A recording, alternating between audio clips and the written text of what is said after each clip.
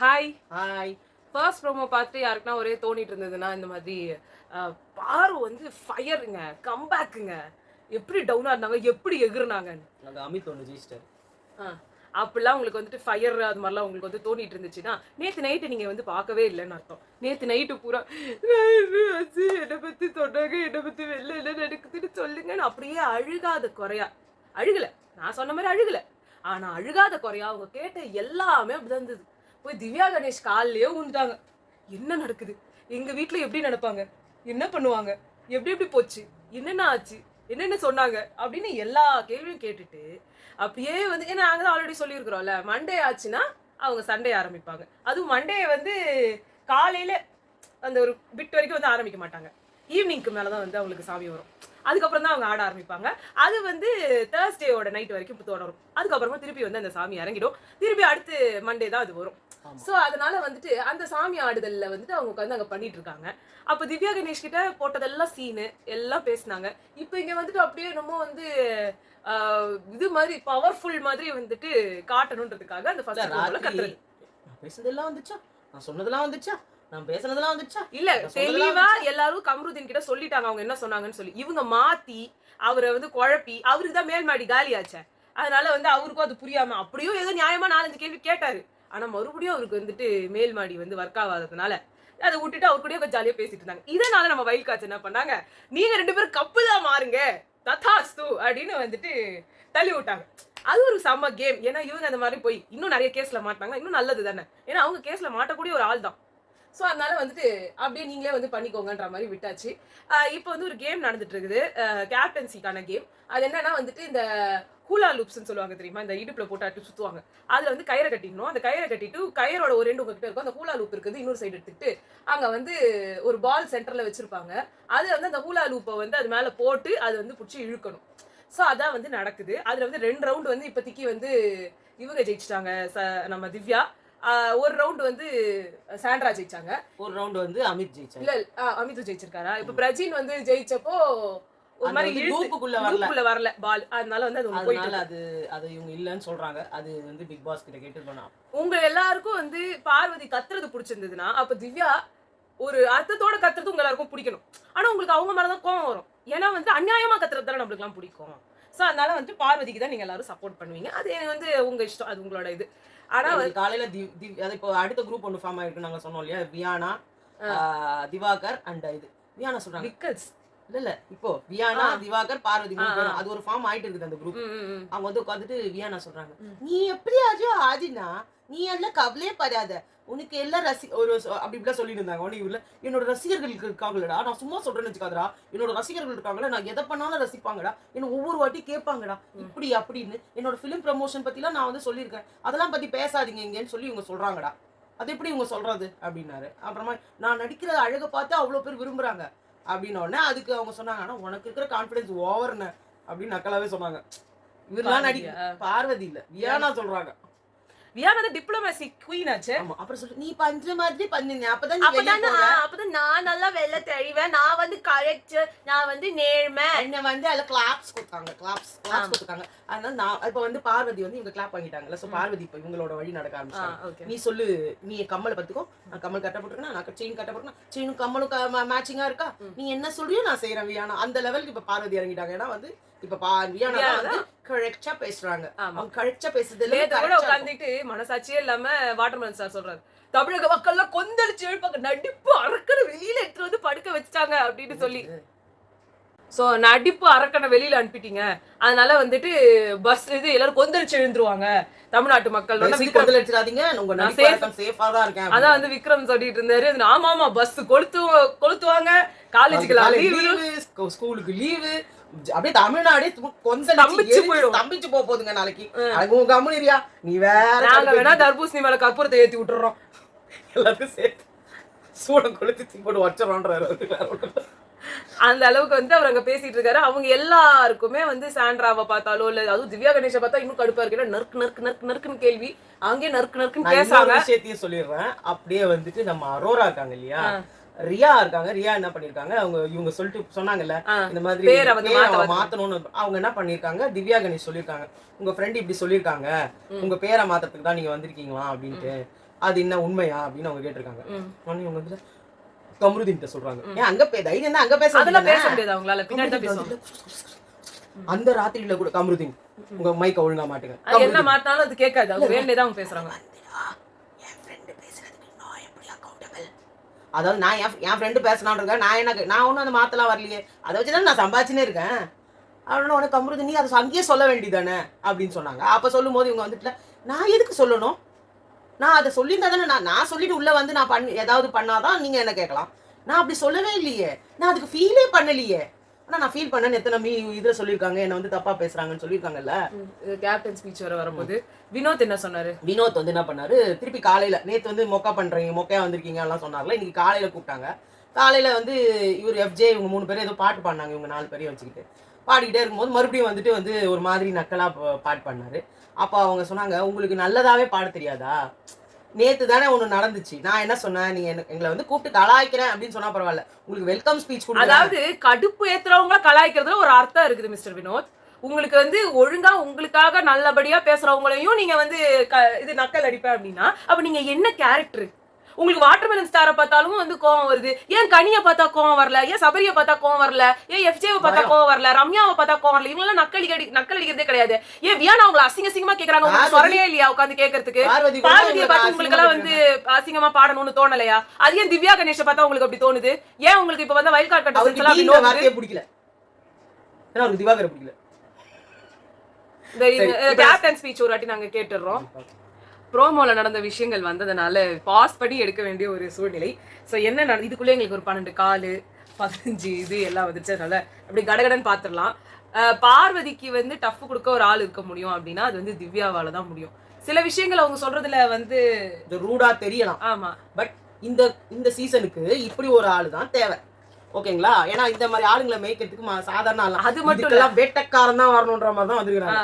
அது மட்டும் இல்ல சொல்லிக்கலாம், இது திமிரு புடிச்சது, இது பார்வதி விட பெரிய திமிரு, பஜாரி எல்லாம் போட்டுட்டு இருக்காங்க, தாராளமா சொல்லுங்க. இல்ல இன்னொன்னு நான் சொல்றேன், அந்த ஒற்றன்னு ஒரு விஷயம் வந்து நடந்துச்சு. அதாவது எல்லாருக்கும் வந்து டீம்ஸ் பிரிச்சாங்க. அந்த டீம்ஸ் பிரிச்சதுக்கு அப்புறமா விக்ரம் வந்து தனியா இருந்தாரு. அப்ப இவங்க எல்லாரும் வந்து இவங்க என்ன வேலை அப்படின்னா, எங்கெல்லாம் சண்டை நடக்குதோ எங்கெல்லாம் சண்டை கேட்குதோ அதை எடுத்து நீங்க என்கிட்ட சொல்லணும் அப்படின்னு சொல்லணும். இவங்கெல்லாம் ஒற்றன்ற மாதிரி வந்து அதை வந்து சொன்னாங்க. அதாவது ஸ்பை அப்படின்ற மாதிரி வந்து அவங்க பேர் வச்சாங்க. ஸ்பைன்றவரோ இல்லை ஒற்றன்றவரோ இவ்வளோ ஓப்பனா தெரிய மாட்டாங்க. பட் ஓகே, நீங்க அந்த மாதிரி நினைச்சு நீங்க வந்து சொன்னீங்க, ஃபைன்.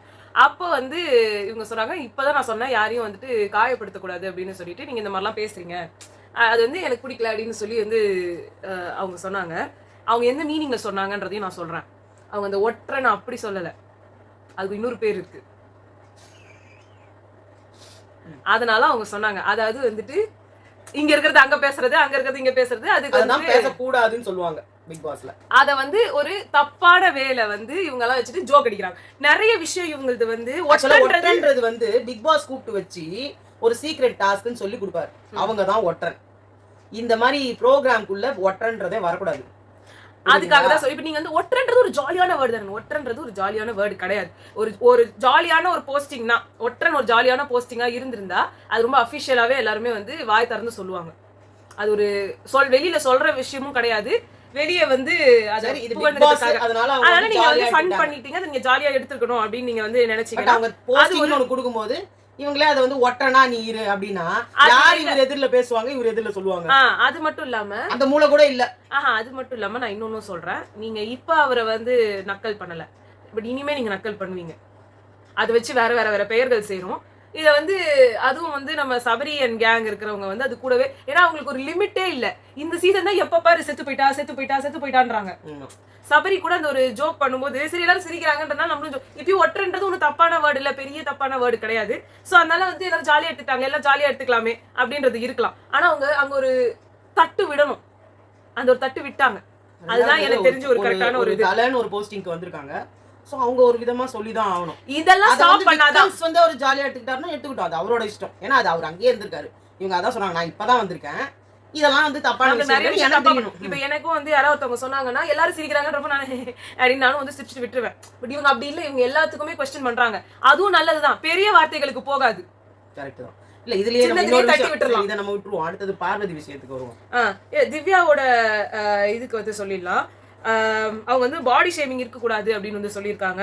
அப்புறமா வந்துட்டு கான்வர்சேஷன் ஆர்கியூமெண்டா வந்து இருக்கணும், ரொம்ப ரொம்ப ஓவரா வந்து போகக்கூடாதுன்னு. அப்புறமா வந்துட்டு நீ பண்ற நான் பண்றேன்னு சண்டையை போட்டுட்டு வேலையை பார்க்காம வைக்கிறது எனக்கு வேண்டாம், நானே வந்து எல்லாத்தையும் வேலை பண்ணுவேன்னாங்க. அப்போ பிக் பாஸ் நீங்க வேலை பண்ணக்கூடாது, நீங்க டெலிகேட் வேணா பண்ணலாம்னு சொன்னோன்னே அந்த மாதிரி எல்லா வேலையும் வந்து விக்ரம் பண்ணுவாரு அப்படின்ற மாதிரி சொல்லிட்டாங்க. அதுக்கப்புறம் குக்கிங்ல வந்து அமித், கம்ருதீன், சாண்ட்ரா, ரம்யா இருக்காங்க. வெசல்ஸ்ல வந்து வியானா, அரோரா, துஷார், எஃப்ஜே.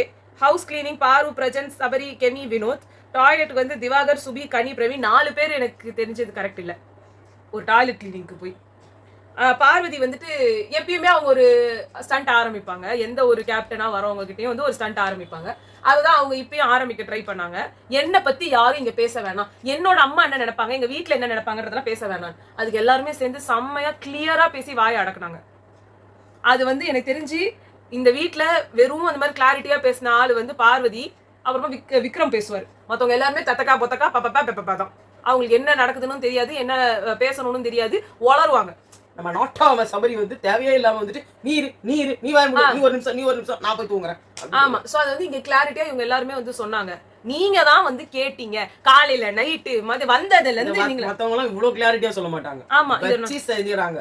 நீங்க தான் வந்து என்ன கேட்டாங்க. நேத்து ராத்திரில அதெல்லாம் வந்துச்சா, இதெல்லாம் வந்துச்சா, நேத்து என்ன குழஞ்சமா இல்ல மார்னிங் ஆனவன வேலை வேற ஆள் ஆயிட்ட. இல்ல எல்லாரும் எக்ஸ் வலைதளத்துல எல்லாம் வந்துட்டு சொல்லிட்டு இருக்காங்க, இது யாருமே பேசக்கூடாதா இவங்க கிட்ட, இவங்க எல்லாரையும் கண்ட்ரோல் பண்ணுவாங்களாமா. நைட்லாம் எங்க போனீங்க நீங்க எல்லாம்? தூங்கி நின்னீங்களா? பார்வதிக்கு அகைன்ஸ்டா பேசுறது இப்படிதான் பேசி ஆகணும். அந்த பொண்ணு வாயை மூட மாட்டேங்குது, அப்ப இப்படிதான் அட்டாக் பண்ணணும். ஏதாவது ஒரு விஷயத்த நான் பேசிக்கிட்டே இருந்தேன்னா எதிரால் பேசுறது எனக்கு கேட்காது, எதிராளி பேசவே நான் விட மாட்டேன். இப்ப நீ வந்து பேசுங்க, நீங்க சொன்னீங்க, நீங்க தாங்க சொன்னீங்க. இப்ப நீ பேசிட்டே நீங்க தாங்க சொன்னீங்க, நான் பேசிட்டே இருப்பேன். அதெல்லாம் இல்லங்க, நீங்க தான் சொன்னீங்க, எனக்கு தெரியாது, நீங்க தான் சொன்னீங்க. இதுதான் நீங்க சொல்லுங்க. இதான் பார்வதி, எதிரில இருக்கிற ஆளு வந்து பேசுறது கேட்க கூடாதுன்றதுக்காக அவங்கலாம் உள்ள போயிருந்தாங்கன்னா தெரியும் இவங்களுக்கு. அவங்களோட வாய்ஸ் பாக்ஸ் கொஞ்சம் பெருசு, அதோட வீரியம் வந்து கொஞ்சம் ஜாஸ்தியா இருக்கிறதுனால எல்லாரோடதையும் வந்து என்னால வந்து கண்ட்ரோல் பண்ணிட முடியும்ன்றதுனாலையும், எல்லாரோட மைக்கும் அந்த வாய்ஸை கேட்ச் பண்ணாதுன்றதாலையும் இவங்க கத்துறாங்க. இந்த வாய்ஸை கேட்ச் பண்றது இல்ல, அது மட்டும் இல்லாம தொடர்ந்து பேசிக்கிட்டே இருந்தா மைக்க ஆஃப் பண்ணுங்க, ஏன் பண்ண மாட்டீங்க? பிக் பாஸ் அட்டென்ஷன் கொடுக்குறீங்க. சோ அதனால அவங்க பண்றாங்க வந்துட்டு, நீங்க எல்லாரும் என்ன ஸ்டாம்ப், அதான் இவங்க சொன்னாங்க உங்களை நாங்க ஸ்டாம்ப் குத்தவே வரல, நீங்க ஈர பேனாக்கி பேன பெருமாள் ஆக்குவீங்க. எனக்கு ஈரே கிடையாதுங்க. எவ்வளவு தப்பான வார்த்தை. அதனாலதான் சொல்றேன், அதுதான் நாங்க நடக்காத ஒரு விஷயத்தை நாங்க பேசல, நடந்த விஷயத்தையே நாங்க பேசல. ஓகேங்களா? இதுலயே எல்லாம் அடங்கிடுச்சு. அந்த அதுக்குள்ள சாண்ட்ரா ஒரு வார்த்தைனாலும் திருவார்த்தையா சொன்னாங்க. இவங்க வந்து சொன்னாங்க சொல்லுங்க அப்படின்னாங்க. இந்த மாதிரி மார்க் எல்லாம் பண்ணாதீங்க, எங்களுக்கும் பண்ண தெரியும் இந்த மாதிரி மார்க் பண்ணி. ஏன்னா அங்க இருக்கிற எந்த ஜென்மத்துக்கும் இந்த அறிவு கிடையாது அவங்க பேசுறது மார்க்கிங்ன்றத கண்டுபிடிக்கிறதுக்கு. ஏன்னா அங்க இருக்கிறவங்க எல்லாருமே அவங்களோட இது வியாடா இருக்காங்க. நான் போச்சு கிச்சன்லாம் நான் சொல்லல, எல்லாரும் வாய் மூடிச்சு இருக்க முடியாது, வாயை மூடிட்டு வாயை பொத்திக்கிட்டு இருக்குதுன்னு கோவத்துல அப்படிதான் வரும். வேற எப்படி வரும்ன்றீங்க? நான் போச்சு கிச்சிலாம் சொல்லலன்றீங்க. நீங்க ஆதிரியை பத்தி பஜாரின்னு சொன்ன ஆள் தானே, இல்ல திடீர்னு கம்ருதீன் என்ன தப்பா தொட்டான்னு சொன்ன ஆளு தானே, எஃப்ஜேவை பார்த்துட்டு கேடு கெட்டவன் சொன்ன ஆளு தானே. உங்களுக்கு என்ன வார்த்தைகளுக்கா பஞ்சம்? இல்ல நீங்க யாரெல்லாம் வியானா இன்னசென்ட் ரொம்ப இதுலாம் நினைச்சிட்டு இருக்கீங்களோ, நீங்க சொல்ற ஆட்களையே கேவலமான வார்த்தைகளால் டிஸ்கிரைப் பண்ண ஒரு ஆள். ஆனா அது யாருக்குமே வெளியில தெரியாது. பார்வதி தான் கேட்டுட்டு இருக்காங்க, காமிச்சிட்டு இருக்காங்க எல்லாத்துக்கும் பார்வதி. அவங்க இதான் பண்ணுவாங்க. இன்னைக்கு அவங்களோட கோட்டா இன்னில இருந்து ஸ்டார்ட் ஆகுது, அது Thursday நைட் வரைக்கும் போகும். அதுக்கப்புறமா திருப்பி பார்வதி வந்துட்டு எல்லாருமே கமருதீன் கிட்டயே உன் லைஃப ஸ்பாயில் பண்ணிடுவேன்னு சொன்ன ஆளு கமருதீன் கிட்டயே வந்து கேட்ச் பண்ணி, நம்ம ரெண்டு பேர் மேலயும் தப்பு இருக்கு, ஓ மேல தப்பு இருக்கு, ஓன் இட், ஓ மேல தப்பு இருக்கு, ஓன் இட் அப்படின்னு சொல்றவங்க தானே நீங்க. என் மேல தப்பு இருக்கு, ஆனா ஓ மேல தப்பு இருக்கு, ஓன் இட். அதாவது பய பீதியில இருக்கிறாங்க. அதனால வார்த்தைகள் எப்படி வருதுன்னு அவங்களுக்கே தெரியல. இந்த பார்வதி தான் வேணும், அவுட் ஆஃப் கண்ட்ரோல் பார்வதி. ஒரு டைம் நீங்க எல்லாரும் பாத்திருக்கீங்களான்னு தெரியல, ஒரு சண்டை நடந்துட்டு இருக்கும் போது ஒரு கத்தி எடுத்தாங்க. அதுக்கு முன்னாடி அந்த ஜெயிலுக்கு போகும்போது கத்தி எடுத்து வந்து இப்படியே வந்துட்டு திருப்பி எடுத்து போய் வச்சாங்க. இதை எத்தனை பேர் நீங்க பாத்தீங்கன்றது எனக்கு தெரியாது. அந்த கத்தியை எதுக்கு போனாங்கன்னே தெரியல. அந்த ஒரு கிச்சன் ஸ்லாப்ல இருந்து அங்க வரைக்கும் அந்த கேமரா வரைக்கும் நடந்து போனாங்க. என்ன நினைச்சாங்க தெரியல, திருப்பி எடுத்து வந்து வச்சுட்டாங்க. So out of control Parvathi. அவங்க வந்து டென்ஷன் ஆயிட்டாங்கன்னா அவங்களோட மைண்ட், அவங்களோட செயல்கள் எதுவுமே அவங்க கண்ட்ரோல்ல இருக்காது. she will go crazy.